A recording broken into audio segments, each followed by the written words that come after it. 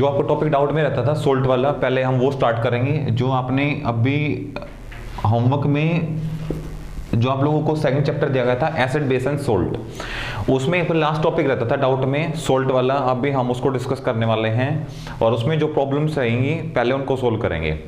Acid में आपने पढ़ा होगा कि भाई एसिड कौन से होते हैं, तो एसिड वो होते हैं, थोड़ा सा फ्लैशबैक रिवाइज कर लेते हैं। एसिड वो होते हैं जिनके पास H पॉजिटिव आयंस एक्सेस में होते हैं, ज्यादा होती हैं। अच्छा, ये H पॉजिटिव आयंस एसिड में ज्यादा होती हैं, पर स्ट्रॉन्ग्स में और भी ज्यादा पाई जाती हैं। बेस में क्या होता है, बेस के अंदर जो आपके पास बेस होते हैं उनके अंदर OH नेगेटिव आयंस उनके अंदर एक्सेस फॉर्म में पाई जाती हैं। अब बात करते हैं सोल्ट के अंदर कि सोल्ट भाई क्या होते हैं, कि सोल्ट के अंदर H पॉजिटिव आयन और OH नेगेटिव आयन, ये दोनों आयन उसके अंदर पाई जाती हैं। तो इसके अंदर हम स्ट्रॉन्ग एसिड और strong base and weak acid और वीक बेस, इन टॉपिक्स को आपने ऑलरेडी कवर कर लिया होगा। अब हम सोल्ट के बारे में बात कर लें तो सोल्ट को हम 4 तरीके से डिस्कस करेंगे। सबसे पहला तरीका क्या होगा, जो आपका क्या होता है नॉर्मली सॉल्ट, जिसको हम क्या बोलते हैं कॉमन सॉल्ट। कॉमन सॉल्ट जैसे फॉर एग्जांपल के लिए बात करूं तो NaCl जो आपने ऑलरेडी घर में आपके किचन में यूज होता है, NaCl जिसको हम नमक बोलते हैं, जो आपके घर में नमक आप यूज करते हो। दूसरा आपके पास जो हम डिस्कस करेंगे, पहले नॉर्मल सॉल्ट, दूसरा आपके पास होगा एसिडिक सॉल्ट, एसिड सॉल्ट। तीसरा हम जो डिस्कस करेंगे वो आपके पास क्या होगा बेस सॉल्ट, और जो चौथा है लास्ट जो आपके पास है, और चौथा जो आपके पास है वो हमारे पास होगा डबल सॉल्ट।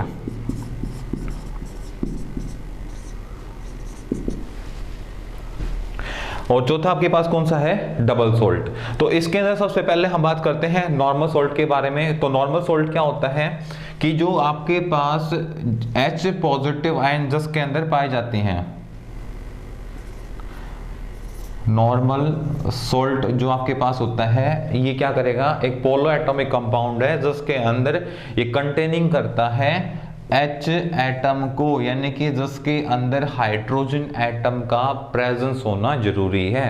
ये H पॉजिटिव एटम जो आपके पास होगा, ये H हाइड्रोजन एटम उसके अंदर होना जरूरी है। क्यों? क्योंकि ये इसके पास ये कंटेनिंग करता है किसको, ये कंटेनिंग करता है पॉजिटिव आयंस को। किसको करता है?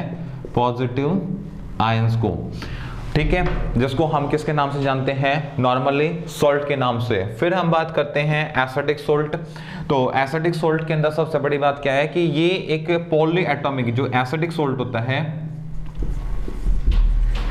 ये एक पोलो एटॉमिक कंपाउंड है। पोलो मतलब पोलो एटॉमिक कंपाउंड, ये जिसको हम सॉल्ट बोल सकते हैं। इसके अंदर सबसे बड़ी और सबसे खास बात क्या है कि इसके अंदर जो एसिडिक सॉल्ट होता है इसके अंदर कौन से आपको मिलने की चांस से ज्यादा है, इसके अंदर आपको H पॉजिटिव आयंस को ये क्या करेगा, कंटेन करेगा। इसके पास मिलेंगी OH नेगेटिव आयंस इसके अंदर नहीं मिलेंगे। ये अमाउंट आपको एक्सेस में मिलेगा इसके अंदर। पोलो एटॉमिक यानी कि जो एक साइक्लिक फॉर्म में हो। फॉर एग्जांपल के लिए बात करूं जैसे बेंजीन होता है इस फॉर्म में, ठीक है, ये साइक्लोहेक्सेन की स्ट्रक्चर है। इस फॉर्म में ये अपने एक अरेंजमेंट बनाते हैं। ठीक है, अब मान के चलते हैं एक ये यहाँ पे एटम होगा, एक यहाँ पे एटम होगा, एक यहाँ पे एटम होगा, फिर यहाँ पे, फिर यहाँ पे और फिर यहाँ पे। ये जो एटम्स होंगे ये एक अपने एक साइकिल तैयार करेंगे। जो भी कोई आप लेके चलोगे जिसके आप स्ट्रक्चर बनाओगे, जैसे मैंने NaCl की बात की, तो ये तो है नहीं कि पूरे सोल्यूशन में एक NaCl होगा, बहुत सारे NaCl उसके अंदर प्रेजेंट होंगे, पर वो किस फॉर्म में होंगे, एक साइक्लिक फॉर्म में होंगे। ठीक है, जैसे वाटर की एक वाटर की मैं ड्रॉप की बात करता हूँ, बूंद की बात करता हूँ, तो स्पेरिकल फॉर्म में होती है। अब इस बूंद के पानी की जो ड्रॉप है इसके चारों ओर, ये वाला जो इसका सरफेस है इसके चारों ओर क्या होगा, जो आपके पास सोल्ट है, जो एसिड जो प्रेजेंट है, वो यहाँ पे साइक्लिक फॉर्म में होगा। और वो जो साइक्लिक जो बनेगा यहाँ पे, वो साइक्लिक बनेगा, उसको क्या बोलेंगे हम, पोलो एटॉमिक। मतलब एक ऐसा साइकिल फॉर्म में एक अरेंजमेंट बनाना एरोमेटिक फॉर्म के अंदर, उसको हम क्या बोलते हैं, पोलो एटॉमिक या पोलो साइक्लिक कंपाउंड बोलते हैं। तो जो एसिडिक सोल्ट होते हैं वो पोलर एटॉमिक कंपाउंड होते हैं जो H पॉजिटिव आयंस को, या जिसके अंदर क्या हुए हैं, क्या होते हैं H पॉजिटिव आयन, या हम ये बोल सकते हैं हाइड्रोजन एटम। हाइड्रोजन एटम का मतलब ये होता है कि जिसके अंदर हाइड्रोजन एटम का प्रेजेंस होना, मतलब कोई भी कंपाउंड आप लोगे उसके अंदर आपको हाइड्रोजन मिलेगा और वो एक्सेस फॉर्म में मिलेगा और वो लास्ट तक उसके अंदर ही प्रेजेंस रहेगा। फिर हम बात करते हैं बेसिक सोल्ट की। बेसिक सोल्ट ये भी पोलर एटॉमिक कंपाउंड होते हैं, पोलो एटॉमिक कंपाउंड होते हैं जो कंटेन करते हैं OH नेगेटिव आयंस को। ठीक है, इसके अंदर OH नेगेटिव यानी कि हाइड्रोक्सिक आयंस उसके अंदर क्या है, पाई जाती हैं। इसके अंदर क्या होता है आपके पास पोलो एटॉमिक, और जो लास्ट आपके पास आता है डबल सोल्ट। ये आपके लिए सबसे बड़ा इंपॉर्टेंट पार्ट है ये वाला, और आप सबसे फर्स्ट जो आपके पास था नॉर्मल साल्ट वाला। ठीक है, एसिडिक में हमें पता चला H एटम या H पॉजिटिव आयंस मिलेंगी, बेसिक में हमें पता चला OH नेगेटिव आयन, इसको क्या बोल सकते हैं हाइड्रोक्साइड आयन, उसके अंदर ऑलरेडी क्या होती हैं, प्रेजेंट होती हैं, कंटेनिंग करते हैं। तीसरा आपके पास जो आपके पास चौथा जो आता हुआ आपके पास है डबल सोल्ट। अच्छा, डबल सोल्ट में एक समझने वाली बात है, अब तक जितने सोल्ट जितने एसिड के बारे में हमने बात की, चाहे वो आपके पास नॉर्मली हुआ एसिडिक हुआ है चाहे बेसिक हुआ, इसके अंदर टोटल सॉल्यूशन क्या हो रहा था, आयनाइज हो रहा था। टोटल सॉल्यूशन क्या कर रहा था, एनायन और कैटायन में डिवाइड हो रहा था। जैसे मैंने बात की NaCl की, तो NaCl टोटली क्या हो जाएगा, आयनाइज हो जाएगा Na पॉजिटिव और Cl नेगेटिव के अंदर, जब ये अपना नेचर शो करेगा एसिड और बेस वाला, जो आप ऑलरेडी पीएच पेपर से और अमोनिया के बेस पे आप आराम से इनको कंसिडर कर सकते हो, क्योंकि इंडिकेटर एसिड और बेसिक रेडिकल के उनके बेस पे हम इनको इजीली से क्लासिफाई करते हैं। अच्छा, डबल सोल्ट की बात करते हैं। डबल सोल्ट में सबसे बड़ी बात क्या होती है कि डबल सोल्ट के अंदर क्या होते हैं, आयन एक्सचेंज। इसके अंदर क्या होते हैं, आयंस एक्सचेंज होती हैं, मतलब ये प्रॉपरली आयनाइज नहीं होता। सबसे बड़ा डिफरेंस पॉइंट क्या है कि ये आयनाइज नहीं होगा, इसके अंदर जो सॉल्यूशन डिसोसिएट होगा वो एज ए इक्विलिब्रियम फॉर्म के अंदर होगा। जैसे फॉर एग्जांपल मैं बात करूं H2SO4, ठीक है, ये H2SO4 है ना, ये आपका क्या होगा, एज ए इक्विलिब्रियम। ये आपके पास सिंबल होगा, ये किसका सिंबल है, इक्विलिब्रियम का सिंबल है। यहां से ये किसके अंदर टूटेगा, H पॉजिटिव के अंदर, ठीक है, प्लस SO4 2 नेगेटिव के अंदर। ठीक है, यहां से ये आपको क्या डिफाइन कर रहे हैं, ये चीजें आपको बता रही हैं कि ये रिएक्शन, ये आयनाइज सॉल्यूशन जो होगा वो फॉरवर्ड भी जाएगा और वो एज वेल एज क्या होगा, बैकवर्ड भी आएगा। आपको इसके लिए अलग से कोई भी प्रोसेस या मेथड करने की जरूरत नहीं है। ये होगा, ये देखो प्रॉपरली ना तो ये एनायन में टूट रहा है, ना प्रॉपरली कैटायन फॉर्म के अंदर टूट रहा है। ये आपकी क्या है, एनायंस है, और ये आपकी क्या है, कैटायंस है। ये प्रॉपरली किसी के अंदर भी डिसोसिएट नहीं हो रहा है। इसके अंदर क्या होगा कि जैसे सॉल्यूशन मेंटेन हुआ वो तो वापस आके क्या बन जाएगा, H2SO4, और जैसे आप इसका यूटिलाइज करोगे तो ये कन्वर्ट हो जाएगा 2H पॉजिटिव के अंदर, SO4 2 नेगेटिव के अंदर। तो क्लास को अपनी क्लास को देखो भाई, इसके अंदर जो हम डिस्कस करेंगे, सबसे पहले सल्फ्यूरिक एसिड के बारे में बात की थी कि जो डबल सोल्ट के अंदर हमने सबसे बड़ा एग्जांपल देखा H2SO4 वाला, जो कि हमने बोला कि भाई ये हमारा के पास क्या होगा, कन्वर्ट हो जाएगा आयनाइज के अंदर, ये हो जाएगा आपका 2H पॉजिटिव के अंदर, प्लस में ये आपका टूटेगा सल्फेट आयन के अंदर 2 नेगेटिव के अंदर। तो यहाँ पे समझने वाली एक आपकी इंपॉर्टेंट बात ये है कि ये टूटेगा किस कंडीशन में, क्योंकि ये सॉल्यूशन आपके पास क्या होता है, H2SO4 सल्फ्यूरिक एसिड जो होता है कैसा होता है, ये सॉलिड फॉर्म में होता है, ड्राई होता है, ये अपने आप तो टूटेगा नहीं। इसके लिए स्पेशल कंडीशन क्या है, जब आप इसको वाटर के अंदर ऐड करेंगे तब ये ऐसा करेगा, अदरवाइज नहीं। मतलब ये जब वाटर के साथ रिएक्ट करेगा तब ये आयनाइज होके इक्विलिब्रियम फॉर्म में कन्वर्ट होगा। ठीक है, इसको बोलते हैं इक्विलिब्रियम रिएक्शन के सिंबल। ठीक है, जो आपको बताती है लो टेम्परेचर पे ये इजीली से फॉरवर्ड टू बैकवर्ड में कन्वर्ट हो जाएगा। अब बात करते हैं, अब देखो ये तो गया सोल्ट के बारे में। सोल्ट क्या है, सोल्ट का यूज कहां करते हैं, मैं दोबारा बता देता हूं। सोल्ट भाई जिसके अंदर दोनों चीजें होती हैं, जो एक एसिड का बिहेव भी फॉलो करता है और एक बेस का बिहेव भी फॉलो करता है। मतलब जिसके पास कंटेनिंग यानी कि पाई जाती है, जिसके अंदर H पॉजिटिव आयन भी और OH नेगेटिव आयंस भी। देखो एसिड के अंदर तो ओनली H पॉजिटिव आयन होंगी, बेस के अंदर OH नेगेटिव होंगी, इसके अंदर दोनों चीजें होती हैं।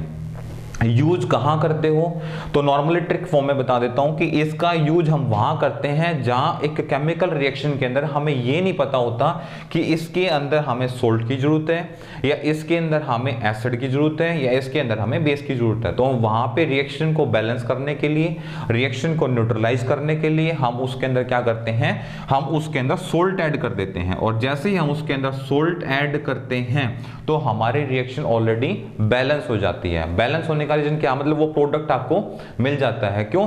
क्योंकि भाई वो यदि उस रिएक्शन को एसिड चाहिए था तो इसने प्रोवाइड करा दिया, बेस चाहिए था तो इसने प्रोवाइड करा दिया, और आपके पास फाइनली सॉल्यूशन मिल गया। अच्छा, ऐसे सोल्ट जो आप ऐड करते हो किस टाइप की रिएक्शन में ऐड करते हैं, जो रिएक्शंस आपकी एक्सोथर्मिक को फॉलो कर रही होती हैं, एक्सोथर्मिक रिएक्शंस को जो फॉलो कर रही होती हैं उनके अंदर, या जिन रिएक्शन को आप क्या करते हो क्लोज सिस्टम के अंदर, जिन रिएक्शंस को आप एक्सोथर्मिक के अंदर फॉलो कराते हो या क्लोज सिस्टम के अंदर फॉलो कराते हैं, उनके अंदर ऐसा होगा। जो डबल सॉल्ट के अंदर सबसे बड़ी बात है वो ऐड करोगे तब इस फॉर्म में ये डिवाइड होगा, अदरवाइज डिवाइड ये नहीं होगा। फिर बात करते हैं अब इनकी प्रिपरेशन की, भाई सोल्ट को प्रिपेयर कैसे करोगे, किस मेथड के बेस पे आप इस काम को कर सकते हो। तो सबसे पहली बात ये बोलते हैं कि प्रिपरेशन। तो भाई प्रिपरेशन कैसे करें, तो भाई सबसे पहले हम देखो प्रिपरेशन करने के लिए आपके पास तीन ही चीजें हैं, या तो नॉर्मली वाटर के साथ रिएक्ट कराओगे, या मेटल के साथ कराओगे, और या फिर नॉन मेटल के साथ कराओगे। तो सबसे पहले हम क्या करें, एक मेटल के साथ ही रिएक्ट करा देते हैं। जब मेटल के साथ हम क्या करेंगे, रिएक्ट कराएंगे किसको, एक एसिड को। जब मेटल को आप रिएक्ट कराओगे एसिड के साथ तो आपको इजीली से क्या मिल जाएगा, आपको इजीली से सोल्ट मिल जाएगा। और कुछ गैसेज हैं जैसे H2 वगैरह गैस, वो क्या होंगे यहाँ से रिलीज हो जाएंगी, बाहर निकल जाएंगी। For example zinc, for example के लिए Zn जिंक। जब वो रिएक्शन करेगा किसके साथ, HCl के साथ, ठीक है। तो मुझे यहाँ पे 2HCl लेना पड़ेगा, क्यों, क्योंकि इसकी जिंक की वैलेंसी 2 होती है, और HCl में क्लोरीन और हाइड्रोजन दोनों की वैलेंसी 1-1 है। इनको बैलेंस करने के लिए मैंने यहाँ पे 2HCl ले लिया। इनकी मैं रिएक्शन कराता हूं तो मेरे पास क्या बनेगा यहाँ पे ZnCl2, ठीक है, और प्लस यहां से क्या होगा, H2 गैस यहां से क्या हो जाएगी, बाहर निकल जाएगी। एक फर्स्ट जो मेथड है प्रिपरेशन करने का ये कि बाय केमिकल रिएक्शन हम इसको इजीली से बना सकते हैं। दोबारा से कि जब मेटल एसिड के साथ रिएक्ट करती हैं तो सोल्ट बनाती हैं और H2 गैस यहां से बाहर निकलती है। When metal react with acid then form salt, जो सॉल्यूशन आपको मिलेगा, और H2 गैस यहां से बाहर निकल जाएगी।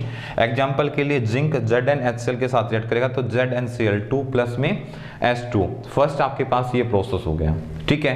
सेकंड जो इसके आगे नेक्स्ट स्टेप जो हम यूज करेंगे उसके अंदर हम क्या बात करते हैं कि जब एक एसिड, ठीक है, एक एसिड और जब एक बेस के साथ रिएक्ट करता है, यानी कि एक एसिड जो आपके पास होगा, ठीक है, वो रिएक्ट करेगा किसके साथ, बेस के साथ, तो भी आपको क्या मिल सकता है, सोल्ट मिलेगा, ठीक है। उसके अंदर आपको क्या मिलेगा, सोल्ट मिलेगा।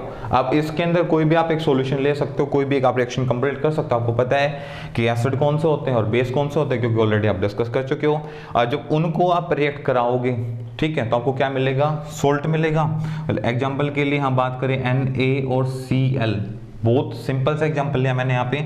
सोडियम और क्लोरीन की जब आप रिएक्शन कराते हो तो आपको क्या मिलता है यहाँ पे NaCl, सोडियम क्लोराइड मिल जाता है, यानी कि आपको एक नमक मिल जाता है, ठीक है। उसके बाद थर्ड हम यहाँ पे यूज करते हैं कि जब आप किसी मेटल की रिएक्शन अब नॉन मेटल के साथ कराओगे, देखो हमने मेटल की रिएक्शन एसिड के साथ करा दी, मेटल की एसिड और बेस की रिएक्शन करा दी, जो अब हम रिएक्शन करेंगे वो किसके साथ करेंगे, नॉन मेटल के साथ। तो नॉन मेटल केस में भी आप क्या होगे, जब किसी आप नॉन मेटल के साथ आप रिएक्शन कराओगे, ठीक है, तो उस केस में भी आपको क्या मिलेगा, सोल्ट मिलेगा, और सोल्ट के बेस पे आप रिएक्शन को क्या कर सकते हो, कंप्लीट कर सकते हैं। अब नेक्स्ट जो हम डिस्कस करेंगे तो कुछ कॉमन सोल्ट है जिनका आप डेली लाइफ में यूज करोगे और बहुत अच्छे से इसके बारे में आप डेली लाइफ में यूज भी करते हो। जो आपके पास कॉमन साल्ट है वो वॉशिंग सोडा, बेकिंग सोडा, जो कि आप अपने डेली लाइफ में मोस्टली यूज करते हो, और जो क्रिस्टल यानी कि ड्राई जो आपके पास सोल्ट होते हैं जो आप यूज करते हो, तो प्लास्टर ऑफ पेरिस, यानी कि जिसका आप सबसे ज्यादा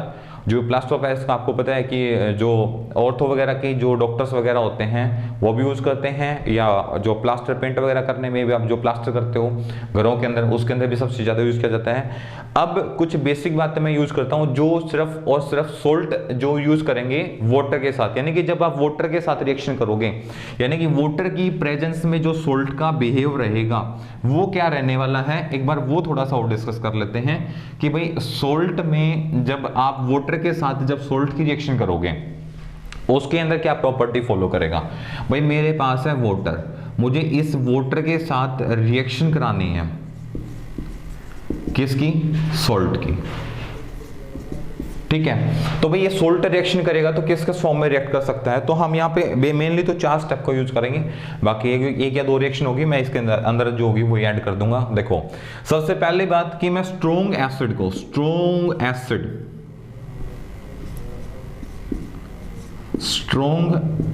एसिड रिएक्ट करेगा स्ट्रॉन्ग बेस के साथ, स्ट्रॉन्ग बेस के साथ, तो आपके पास सॉल्यूशन तो सोल्ट मिल जाएगा, बट उससे पहले ये रिएक्शन न्यूट्रलाइज हो जाएगी। ये एक न्यूट्रलाइज रिएक्शन है। क्यों? क्योंकि भाई आपको पता है कि एसिड के पास पॉजिटिव चार्ज है, बेस के पास क्या नेगेटिव चार्ज है, दोनों का कंसंट्रेशन अमाउंट ज्यादा है, तो एक दूसरे से टकराएंगे तो न्यूट्रल ही होंगे, ठीक है। बेसिक लैंग्वेज में मैं कह सकता हूं कि एसिड और बेस रिएक्ट करेंगे तो सोल्ट बनेगा, बात ठीक है, क्योंकि वो हो रहा है केमिकल रिएक्शन के अंदर। अब दूसरा उससे बड़ा सच ये कि जब एक एसिड एक बेस के साथ, यानी कि एक कैटायन एक एनायन के साथ टकराएगी तो सॉल्यूशन आपका क्या होगा, न्यूट्रलाइज होगा। पर वहां से हम क्या, दूसरी बात ये भी बोलते हैं कि वहां से क्या बनेगा, सोल्ट बनेगा। फिर मैं बात करता हूं जब स्ट्रॉन्ग एसिड, फर्स्ट सेकंड हम बात करेंगे कि स्ट्रॉन्ग एसिड रिएक्ट करेगा किसके साथ, बेस के साथ। जब वो रिएक्ट करेगा बेस के साथ तो क्या बनाएगा, यहां पे आपके पास वो बनाएगा एसिडिक सोल्ट, एसिडिक क्या बनाएगा वहां पे, यहाँ पे एसिडिक सोल्ट बनाएगा यहां से। फिर जो हम नेक्स्ट हम डिस्कस करेंगे कि जो आपके पास यहाँ पे जब वीक एसिड की हम रिएक्शन करते हैं, वीक एसिड की जब हम रिएक्शन करेंगे किसके साथ, स्ट्रॉन्ग एसिड के साथ, स्ट्रॉन्ग एसिड के साथ, तो यहां पे आपको क्या मिलेंगे, एल्कलाई मेटल्स, यानी कि जो आप डेली लाइफ में एल्कलाई मेटल्स बनेंगे यहां से, जो ऑलरेडी पार्ट है किसका, सोल्ट का, क्योंकि जब उन्हीं को आप रिएक्ट कराते हो नॉन मेटल के साथ तो सबसे ज्यादा सोल्ट आपको यहीं से मिलते हैं। और ये एल्कली मेटल्स सबसे ज्यादा हम डेली लाइफ में यूज करते हैं, जितने भी आपके ब्यूटी प्रोडक्ट्स होते हैं उनके अंदर एल्कली मेटल का यूज किया जाता है, जितने आपकी एंटीबायोटिक मेडिसिन होती हैं उनके अंदर एल्कली मेटल का यूज किया जाता है, जितने आपके फेस ब्यूटी प्रोडक्ट होते हैं उन सभी के अंदर इन एल्कली मेटल्स का यूज किया जाता है। और उसके बाद लास्ट आपके पास टॉपिक रहता है कि जब स्ट्रॉन्ग एसिड और बेस को हमने रिएक्ट करा दिया स्ट्रॉन्ग वीक, तो ये 3 तरीके आपके पास थे जिसके बेस पे हम क्या कर सकते हैं, एक जो नॉर्मली हम डेली एक्टिविटीज, हम ये सारी रिएक्शंस वाटर की प्रेजेंस में होंगी, क्योंकि देखो स्ट्रॉन्ग एसिड अपने आप से रिएक्ट करने वाला नहीं है और ना स्ट्रॉन्ग बेस अपने आप से रिएक्ट कराने वाला है, रिएक्टिविटी हाई होती है इनकी नेचर के अंदर, पर ये इनको रिएक्ट कराने के लिए आपको एक मीडियम की जरूरत होती है। और जो कॉमनली सोल्ट मैंने आपको पहले बताया, जो कॉमनली सोल्ट अपने डेली लाइफ में आप जो यूज करते हो, जैसे बेकिंग सोडा है, ब्लीचिंग पाउडर, वॉशिंग सोडा, और जो आपके पास ड्राई सोल्ट है जैसे प्लास्टर ऑफ पेरिस, आप प्लास्टर ऑफ पेरिस का यूज करने के लिए आपको किसकी जरूरत पड़ती है, वाटर की जरूरत पड़ती है। और सबसे बड़ी बात है कि जितने भी सोल्ट्स आपके पास होते हैं वो सोल्ट्स जो आपके पास होते हैं वो एग्जिस्ट करते हैं सॉलिड फॉर्म के अंदर, सॉलिड फॉर्म के अंदर यूज होते हैं। और मोस्टली सोल्ट्स क्या होते हैं आपके पास, ड्राई होते हैं, इनको हम ये सॉलिड ड्राई सॉल्यूशन के नाम से भी हम इनको जानते हैं। और इन सॉल्ट्स को रिएक्ट कराने के लिए आपको वाटर की जरूरत पड़ती है, और वाटर फॉर्म में ये जो रिलीज करते हैं सॉल्यूशन, यानी कि जो हमने बात की आयंस की, H positive and OH negative ions, और जो ये आयंस रिलीज करते हैं वो इसी के बेस पे उनको रिलीज करते हैं, क्योंकि वहां पे उनको मॉइस्चर मिलता है और मॉइस्चर आयन को रिलीज करने में इफेक्टिव होता है, और वहां से हीट भी साथ में ये रिलीज करेंगे।